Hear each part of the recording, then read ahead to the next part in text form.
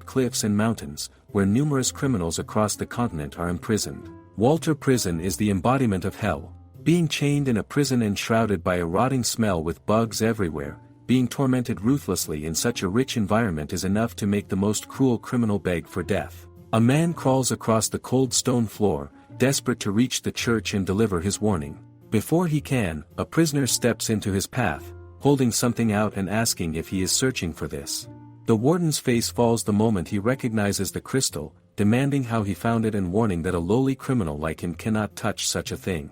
When he reaches for it, Gilbert pulls it away and shoves him down. Gilbert then watches in silence for a moment before remarking that he wonders who the lowly criminal truly is, the hero betrayed by his own country, the prostitute carrying a demon's child, or him, the so-called servant of God who tormented a pregnant prisoner. He presses his foot against the priest's back, but a girl's soft voice cuts through, asking Gilbert to stop. She tells him that while she is grateful for his help, he need not be rash.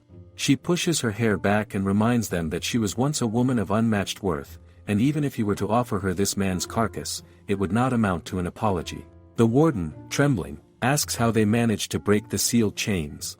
The other prisoner smiles faintly and replies that the holy iron is not the same as holy water after all. In the end, simple science prevails.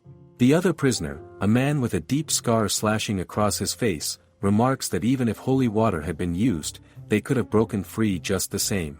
The third one, thoughtful and calm, adds that now they only need to brainwash the warden. The fourth sighs, complaining that everyone is too noisy, since simple persuasion was enough to finish the job. They turn to the warden, telling him that he shouldn't have hired such a cheap bunch of guards in the first place, and that they would love to offer him a gift, but to make it possible, they need him to act as their puppet. The warden stammers, demanding to know what they mean. Gilbert declares that Walter Prison is now under their control. The warden protests that this is Walter Prison, warning that soon all the guards and sacred beasts will rush in and tear them limb from limb. Gilbert presses his foot into the warden's back and asks where those guards are now, saying the once 300 men and 50 types of sacred beasts are no longer here. The warden's voice shakes as he asks if he means there are only 5 of them here. But Gilbert presses harder and reminds him he just said the prison was under Marie's control, meaning there are 6. However, Marie steps forward, placing one hand on Gilbert's arm and the other over her stomach, gently correcting him that there are 7 of them now. 15 years later, at the Leden Imperial Castle, a young girl fastens her maid uniform and slides on her glasses. On her way down the corridor, she glances out the window, noticing 2 people talking, one looking very desperate and pleading for something. As she reaches her door, it swings open suddenly, and another maid bursts out, sneering that the shabby black rat has arrived. The girl pauses, confused, until the maid named Irene clarifies with a smirk that she's talking about her, the nameless one, Elma-san. Irene introduces herself with proud composure, declaring herself as Irene Neumann, daughter of Baron Neumann and manager of the lady attendants' dormitories, East Wing, 4th floor. She adds that she is also responsible for training all newcomers. The girl merely nods and remarks that she sees, which makes Irene scoff in disbelief and call her a rude person. She goes on to remark that as a royal lady attendant, she stands at the pinnacle of homemakers, yet because of people like her, the dignity of their profession continues to decline. With a dramatic flourish, Irene pulls out a sheet of paper and waves it in front of her. She informs the girl that it contains her tasks for the day, mockingly addressing her as Miss Black Rat, and adds that while she assumes she can read, she will read it aloud for her but only once, so she had better listen carefully. She then begins to list the duties in quick succession. Before the 6th bell, the girl is to tend to the chicken coop. After that, she must head to the stables, tend to the east garden, and remember to deliver a letter to the night order. Once that is done, she is to prepare tea for Her Highness Juliana. After her short break in the canteen, she must clean the church and sort the returned books in the library. When the girl lets out a faint sound of protest, Irene narrows her eyes and demands to know if a newcomer dares to complain already. She reminds her that even if Mrs. Gratz is her benefactor and she was recommended by His Highness Lucas, she remains her senior and has no intention of showing her any favoritism. The girl hesitates before quietly asking if it is truly appropriate for a newcomer to serve tea to Her Highness Juliana, believing that someone of her status should not be allowed to serve a woman of such high rank so suddenly. Irene folds her arms and replies sharply that regardless of whether one is erratic, a noble of high birth, or someone of humble origin, if an order is given, a lady attendant must obey without question. That, she declares, is the duty that comes with the title. With a teasing tone, Irene adds that being in such close proximity to Her Highness might make the girl's knees tremble from nervousness. The girl responds simply, stating her understanding. Irene blinks, momentarily taken aback, and demands to know what she just said. The girl repeats evenly that she understood. For a moment, Irene can only stare at her, surprised by her composure. The girl remarks that it is only natural for a lady attendant to serve when commanded. The girl turns to leave, prompting Irene to snap after her, demanding where she is going. She stops briefly, replying that since time is short, she intends to start her duties immediately. Without glancing back, she asks if it is acceptable to change the order of the tasks as long as everything on the list is completed. Irene raises a brow, remarking that it's quite a lot to remember without the memo, but the girl answers that she can recall it all and suggests Irene either discard the paper or reuse its back. With quiet composure, she continues down the corridor. Her steps are soft, unhurried, and her gaze drifts to the tall windows lining the hall. The sunlight filters through them, and she murmurs to herself that the morning air feels so fresh. She wonders if this is what the air of an unbound world tastes like. Irene stares after her, completely at a loss as she tries to make sense of what "unbound" is even supposed to mean. Elsewhere in the castle, Chief Maid Gelda, the woman who personally recommended the new maid, urges the second prince to move faster. Prince Lucas trails behind her lazily, complaining that she should give him a moment's rest. It has been 10 days since the holy festival, and he claims to have been working late each night. He grumbles that he doesn't understand why he still has to check on his mother's feelings now that he's already 20. A few maids spot him as he passes and immediately begin whispering and giggling, their faces lighting up. He responds with a lazy smirk. Gelda frowns, her patience thinning, and mutters that he cannot even hide the scent of perfume clinging to him. She pointedly asks what sort of work exhausts him to the point of dozing off at such hours. Then, looking angrier, she adds that saving a helpless girl is a knight's duty, not his, especially when the result is bringing that girl into the royal palace. Lucas only shrugs and reminds her that she is the one who recommended the girl to work here in the first place.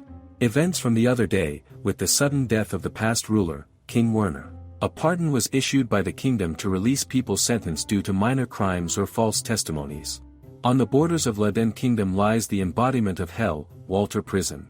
Because of being born to an imprisoned prostitute, a completely innocent girl was forced to live there. When Prince Lucas brought the girl before Chief Maid Gelda, the woman was moved to tears after hearing about her circumstances. She noted that the girl showed no signs of physical frailty and was therefore capable of working at the palace. Turning to Lucas, she declared that she would assume guardianship of the girl and insisted that he allow her to serve within the royal household. Lucas, appearing bored, tilted his head and muttered that she was being far too kind. Then, glancing at the girl, he asked if the arrangement was acceptable to her. The girl replied quietly that it was. The prince points out that Gelta went overboard this morning by gifting fine jewelry to the gardener's boy, saying it was a bit too much even for her. Gelta retorts sharply, asking what he means by overkill, reminding him that the boy's ill mother had collapsed and that he had been crying miserably. She adds, in an irritated tone, that since His Highness decided to use his uselessly handsome face to uselessly seduce the maids again, and even went as far as to personally interview that girl, rumors have started to spread throughout the palace and now the poor child has become the target of envy and unnecessary gossip. It is a good thing that she managed to scold Irene before the situation worsened, but she still hasn't been able to get a hold of that child Elma.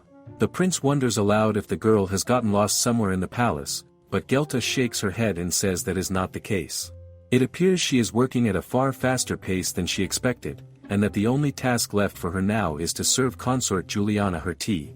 Lucas points out that for a newcomer, that is quite a cruel assignment and Gelta agrees, explaining that consort Juliana is a high-ranking noble, known for her refined yet exacting nature. Lucas knows his mother well. She loves her homeland deeply and treasures its traditions, especially the ritual of tea, which for her is a sacred act not to be broken or taken lightly. He wonders if that girl would even know how to serve tea properly, and what kind of trouble might befall her if she were to make a mistake. Perhaps she would be forced out onto the terrace in midwinter for serving cold tea or find herself covered in crawling insects for letting a worm slip into the cup. He grimaces at the thought, not wanting her to go through such humiliation. Gelta remarks that if something like that were to happen, the only one who could stop the consort would be him. Hearing that, Prince Lucas quickens his pace, moving so fast that the head maid can barely keep up. When they finally arrive at the queen's palace, both stop in shock at the sight before them. The consort looks up calmly and asks Elma if she is the one serving her today. Elma replies yes, prompting the consort to narrow her eyes and remark in disbelief that not Amalai or Corona, but a newcomer like her, is assigned to serve her tea. Elma merely mumbles that it is as she says. Around the palace, rumors swirl that the last maid who made a mistake was sent half-naked onto the terrace and the one before her was punished with bugs, proof of the consort's notorious cruelty. Yet the truth is far more complicated. The first maid had poisoned the tea and concealed a dagger, while the second had released venomous insects into the prince's room, both schemes secretly orchestrated by the queen.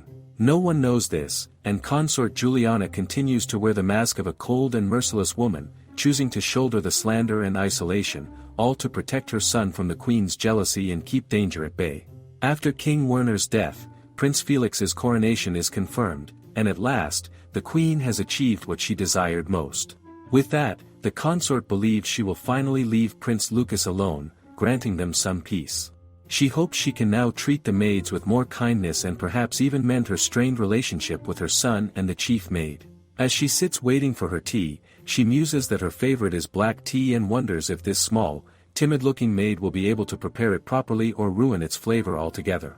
Yet, when she watches Elma move briskly around the place, swift and completely focused, she finds herself caught off guard. But the consort, also despite herself, feels a flicker of intrigue. Elma catches her gaze and offers a faint smile before saying that, if Her Highness is ready, she will prepare the tea now. She politely asks which brand the consort would prefer, pointing out that aside from the already prepared Rudberg, they also have Stolz Claddel and Hanisch available. The consort blinks, surprised, thinking that Rudberg is a rather rare and expensive blend, one that hardly anyone in the palace even knows about since her marriage into this country. For a commoner maid to know such details is astonishing. Elma continues smoothly, mentioning that there are 3 types of milk at hand. The consort furrows her brows, confused, prompting Elma to explain that different breeds of cattle produce milk with distinct flavors and that while Rudberg can be enjoyed without milk, if she prefers the mildest kind, Arbeline will complement it best. The consort nods, intrigued, and agrees to try it. Elma smiles lightly and remarks that it is a good choice, as the cow is in high spirits today, so the milk should yield a fine brew. A second later, the consort's composure shatters as a live cow suddenly trots into the garden, startling her so badly she nearly jumps to her feet. She is not milking it here, is she? The consort exclaims, aghast. And where on earth did that cow come from? Without missing a beat, Elma calmly collects the fresh milk right before her and begins preparing the tea. When the tea is finally ready, she serves it and says gently that she hopes Her Highness enjoys it. The consort takes a sip and her eyes widen. The taste is exquisite, sending pleasant heat across her cheeks as she softly declares it supreme. Prince Lucas and head maid Gelta are too stunned to speak, while Irene stands frozen beside them, her mouth slightly open. Not only has Elma completed in one morning the amount of work that takes others an entire day, but every task has been carried out flawlessly. Then to everyone's disbelief, she seems to have brought half the royal kitchen along with her, preparing delicate desserts right before the consort's eyes and cooking them with effortless skill, leaving the entire room speechless. The consort looks thrilled, her heart beating fast as she watches Elma make it. When Elma is done and places it in front of her, she says that today's dessert is a small experiment, inspired by the distant East and its quiet, spiritual art. The consort's eyes light up as she leans forward, it's a flame that draws people in, burns brightly, leaves behind a sweet scent and then disappears like a dream. The consort agrees and adds that for humans, such beauty is a bittersweet sin of fate. Elma replies it is just as Her Highness describes. Lucas, Gelta, and Irene share stunned looks, unable to believe how well the two seem to understand each other. The consort admits that since she came to Leden 20 years ago, no, even back in her own country she has never seen sweets this beautiful or tasted something this rich and deep. Elma lowers her gaze humbly and says that such high praise is too much. Lucas is quietly shocked, thinking her words sound too refined for a simple maid. When the consort remarks that there seems to be too much food for one person, Elma calmly says it's also for the 3 people hiding in the bushes. Lucas flinches at being caught, and Elma adds that everyone must be thirsty in such warm weather. She asks politely if she may invite the prince, the head maid, and her senior to join them. The consort beams and happily agrees, calling them out herself. They step forward awkwardly but soon sit at the table. Lucas takes his first bite and looks surprised. It's truly delicious. Later, as Elma walks down the corridor, Irene rushes after her, her face red with guilt. She apologizes for earlier, saying she completely misjudged her. Elma quietly answers that she didn't work for praise, so it's fine. But Irene shakes her head, saying that's nonsense. She did the work of 4 people in half a day and brewed a cup of tea that made the consort smile. How many people on this continent does she think can do that? The red on Irene's cheeks deepens as she awkwardly suggests that, from now on, since they're maids of the same level, they should be friends and get along. Elma nods politely and says that she will be in her care. The head maid, Gelta, then steps forward, her expression full of respect. She tells Elma that her skills are truly remarkable, but what impressed her most was her sharp perception. It's no easy task, she says, to understand consort Juliana's preferences right away. Elma, however, responds modestly that it was nothing special. She simply asked directly about the tea and milk preferences. Gelta retorts that's not what it was. Consort Juliana values refinement, cleanliness and the intellect to hold a thoughtful conversation. She's someone who enjoys a good story more than an expensive meal, and Elma managed to offer all of that perfectly, without needing to ask a thing. Prince Lucas stands nearby, quietly observing. He admits inwardly that this maid seems like the perfect match for his mother, yet he can hardly believe she's the same quiet, unimpressive girl he interviewed before. He notices, too, how she seems able to shift her presence depending on who she's with and what the situation demands.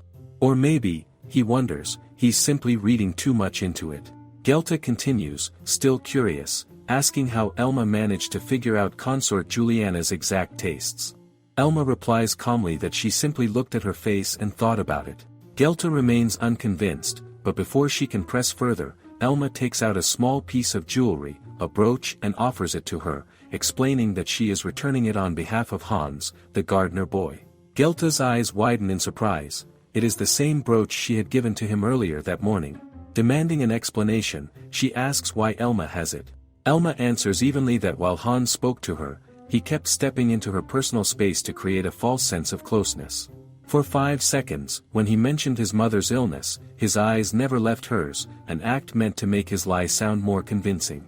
And when Gelta's eyes began to tear up, his upper lip twitched slightly in contempt. Along with several other small tells, it became clear to her that he was lying and attempting to deceive her. Elma adds softly that for now she has corrected the situation and made sure no harm was done, asking Gelta to take the brooch back as a precaution. Gelta can only stare at her, astonished, asking how she noticed all that from such small details and where she had been watching from. Elma's voice remains calm as she replies that she saw everything from the 4th floor of the servants' dormitory. Both stare at her in disbelief, while Prince Lucas remains impassive and finally speaks, remarking on the depth of her knowledge and insight, and wonders aloud if she had an instructor. Elma replies that her instructor was nothing more than a flightless pig. Reading expressions was something she learned from her slothful father. Lucas, puzzled by her choice of words, asks what she means by slothful. She explains that her father taught her to read expressions through games. Was that not something every household taught at a tender age? Perhaps, she adds with quiet derision, people of this unbound world cannot do that much. They don't have an answer for that. Elsewhere, Gilbert and Marie play chess as Morgan brings them tea.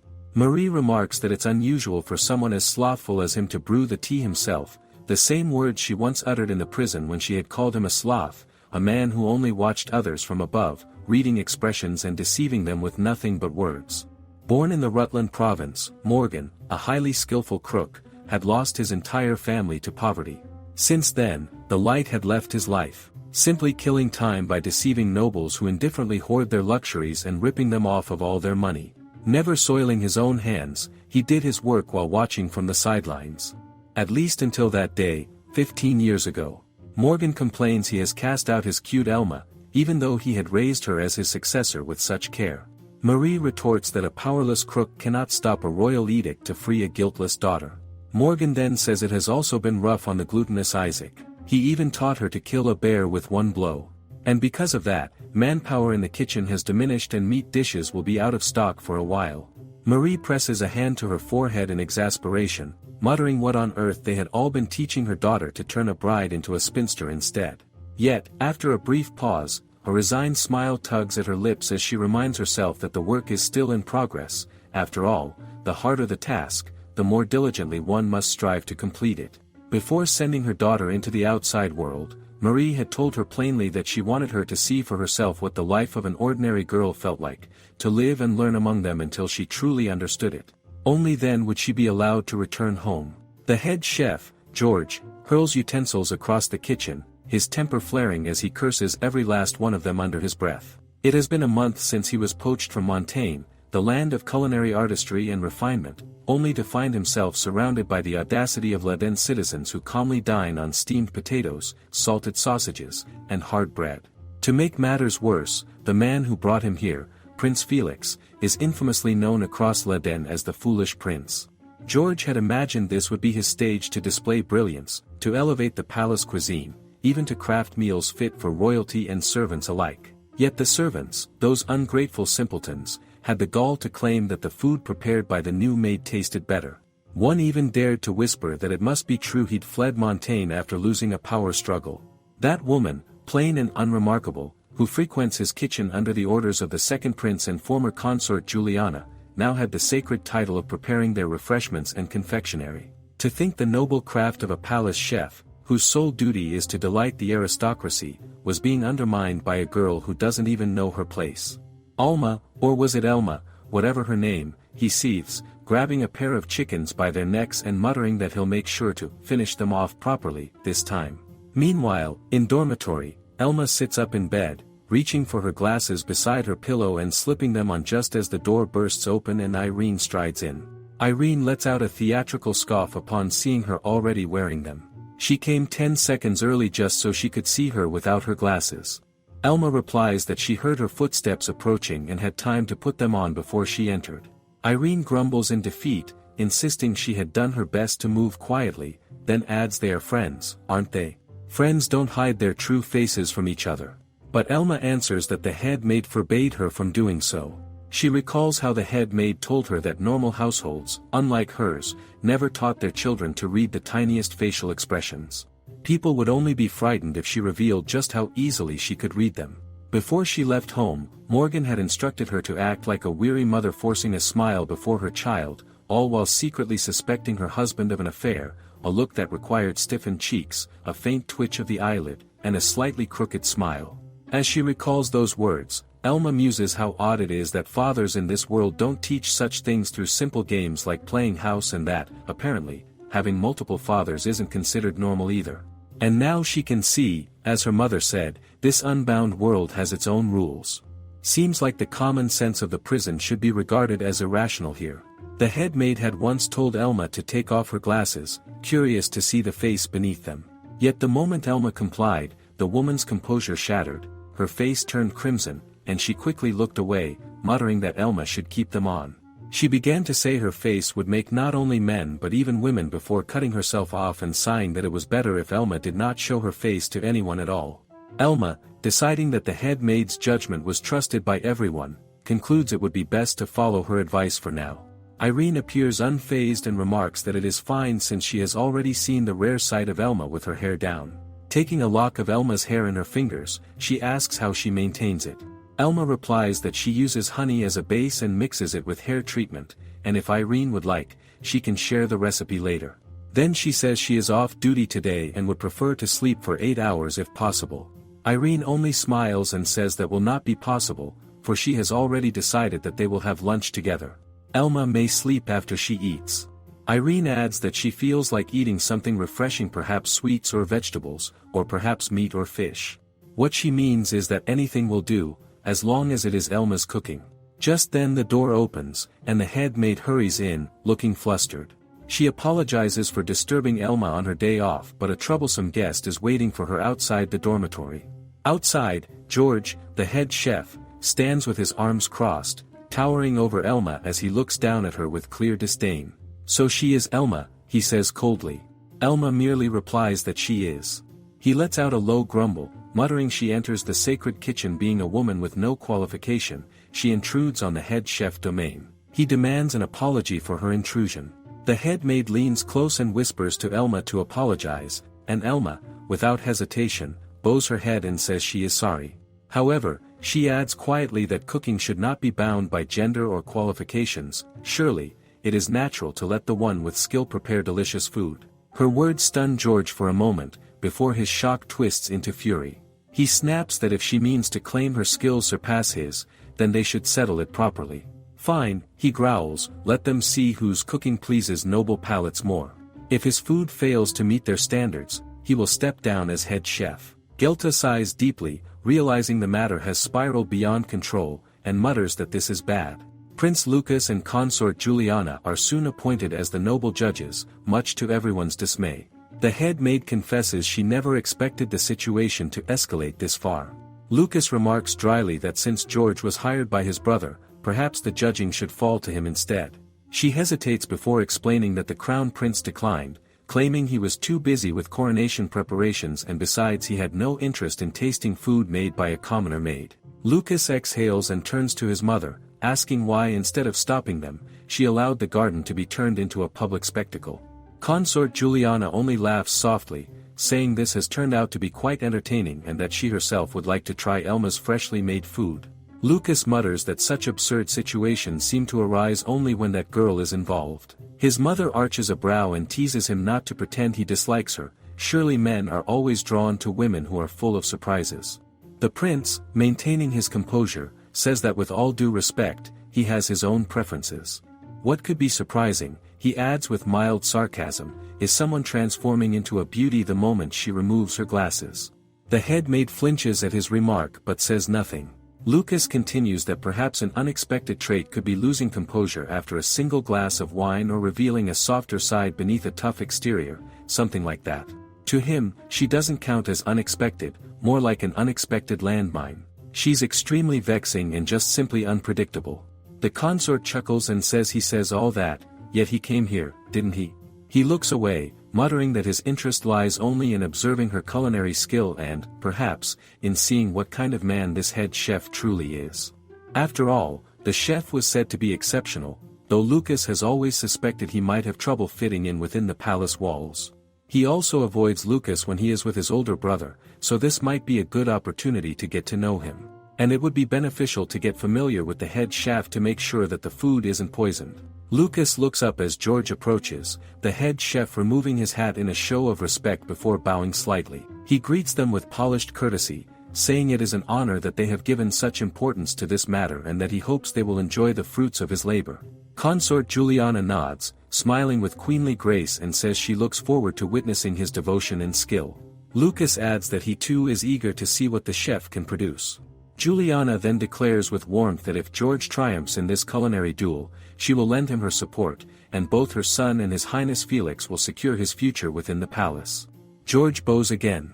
Lucas, however, is caught off guard when Elma appears dragging an entire arsenal of cooking supplies.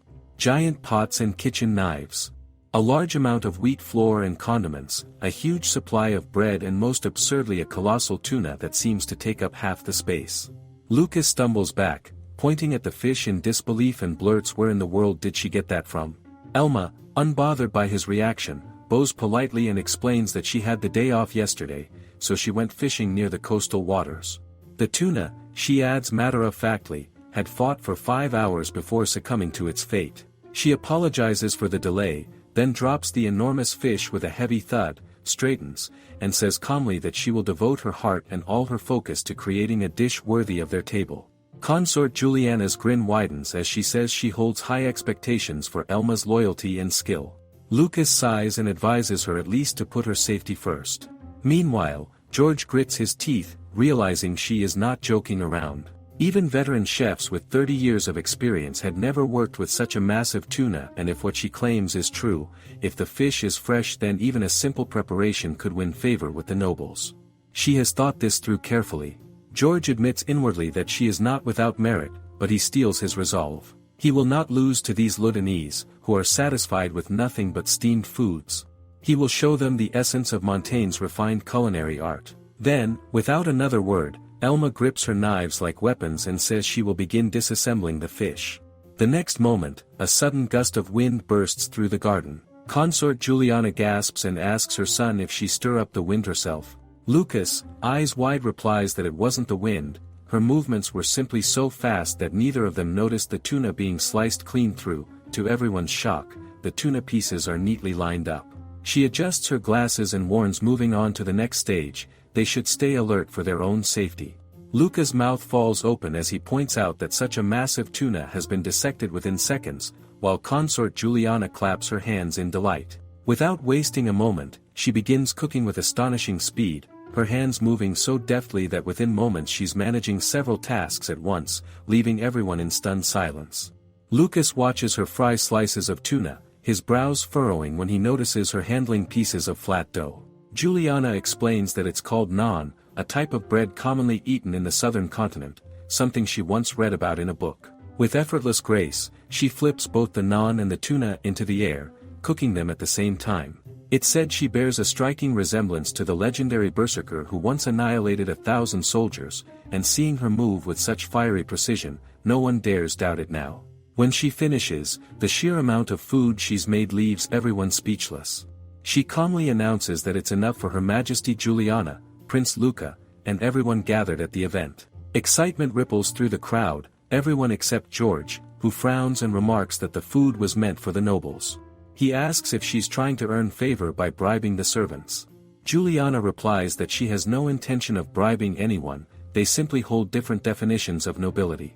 She reminds him she has neither a surname nor a family registry, no hometown, and not even the freedom to attend school. Someone of her status shouldn't even be allowed to work in such a place. To her, anyone who works hard enough to earn a position in the palace is a noble person. That includes him. She offers him a serving of tuna wrapped in na as she speaks. He accepts it without another word, taking a silent bite while the others eagerly enjoy their meal. As a chef, in terms of taste, the oil may be a bit too dense and the sauce appears to be salty enough, so there was really no need to salt the batter or the cabbage. However, that richness and the saltiness, when he takes a bite, he cannot get enough of it. He had been busy preparing since morning and was cooking under the summer sun. Because of that, his body needed calories and salt more than usual. Alma further says that the citizens of Luden are hard-working people, even the royals do not mind the work and wake up when the rock roosters crow at the break of dawn, and all the more for the servants. By the time they get to eat, their bodies nearly reach the point of starvation. The extent of the body's need in fats and salt shouldn't be compared to that of the members of Montaigne royalty. George realizes all this time whenever he cooked, it has always been for those nobles that sit on a refined sofa surrounded with beautiful ladies and gourmet food. How did he not notice that? The country of the aesthetic Montaigne Kingdom and the militarian country Leden Kingdom, both have their own unique tastes. He then glances at the vichyssoise he has left in ice water, which he should have served by now. Elma asks George will he not serve vichyssoise. He lowers his gaze and replies she can tell by looking at it he cannot serve it. However, she assures him there is no need to worry. She had guessed this would happen, so she prepared 100 spoons. She declares what he made should be tested by everyone in the palace, no matter how meager the quantity is. That includes her, of course.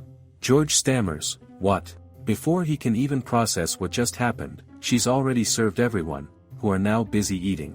He looks away, maybe scared to see their reactions. However, they exclaim it is delicious. Juliana even says his cuisine has this light yet rich taste to it. Lucas agrees, adding he carefully brought out the sweetness and flavor of the potato. A junior chef rushes forward, eyes bright, and tells George that the dish is incredible. He admits it was their loss to have eaten George's food all this time without ever truly tasting it. George realizes then it isn't that they lacked appreciation for flavor, but that they had always been too hungry to enjoy it. It was because of Elma, who had eased their hunger, that they were finally willing to slow down and savor. Elma speaks softly, saying that as expected of the head chef, his cooking has allowed even a mere servant to taste the food of nobility with just a spoonful. Then, with quiet composure, she admits defeat. But Juliana interjects, declaring that both of their culinary skills are fit for noble palates. It seems that in this battle, Chef George held a slight advantage. His cooking has the power to let one feel the life of a noble. Lucas nods and adds that despite all the chaos around them, George still managed to complete his dish, and that kind of focus deserves praise. Elma quickly bows again, acknowledging her loss, but George stops her. Turning to Juliana, he says earnestly that her words bring him great joy, but for this battle, he would rather it be called a draw. Though his palate was satisfied, he can't claim to have truly defeated her. When the day comes that he wins against her fair and square, then he will accept her patronage. He also humbly asks that Her Highness call him by his name. Then, stepping toward Elma, George apologizes for yelling at her yesterday. She replies that it's not a problem, offering her own apology for disturbing the head chef's workspace so carelessly. George's expression softens as he says she was great out there. He was genuinely amazed. He then asks her where did she learn those techniques. Confused, she asks what does he mean by techniques. So he clarifies he meant fishing up a huge tuna and dissecting it, and frying and stuffing those things. He almost thought that she used some divine powers or some lost magic. She looks dumbfounded and says isn't it something that is in education that most families know? Confused, he asks if she belongs from a family of fishermen. Elma looks in thought and says the target of food education of ocean creatures are only tuna and kraken, so it's not likely they are fishermen. George asks in disbelief is she talking about kraken?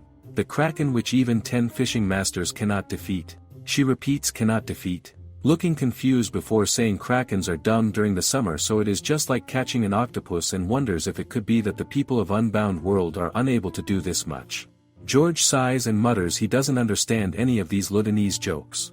On the other hand, Elma's mother Marie thinks about how it has been a while since Elma left Walter prison. She asks Gilbert if he thinks she is controlling the Imperial Palace by now.